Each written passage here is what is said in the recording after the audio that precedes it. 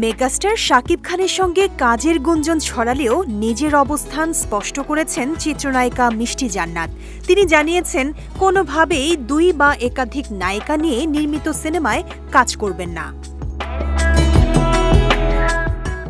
সম্প্রতি এক সাক্ষাৎকারে মিষ্টি বলেন, আমি একাধিক নায়িকা নিয়ে নির্মিত সিনেমায় কাজ করব না।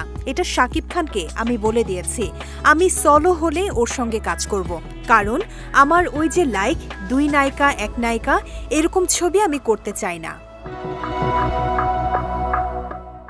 অভিনেত্রীর দাবি, এর আগেও একই কারণে তিনি একাধিক প্রস্তাব ফিরিয়ে দিয়েছেন। তিনি বলেন, অনেক ছবি আমি ক্যান্সেল করেছি, আমার পছন্দ না, কারণ এখানে আসলে ঝামেলা হয়। আর অফকোর্স সুপারস্টারের সঙ্গে আমি ২ নায়িকার ছবি করব না। এটা মানুষ ভালো বলুক খারাপ বলুক, আমি করব না।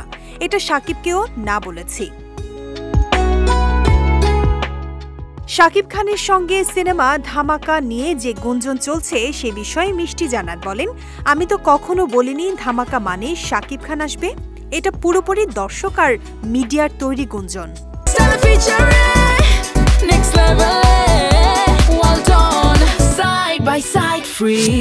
অভিনয়ের সুযোগ নিয়ে তিনি আরও জানান, আমি রিকোয়েস্ট করে কোনো ছবি করব না। আমার সেলফ রেসপেক্ট আছে। আমি সিনেমা করি শখে, এটা আমার পেশা নয়।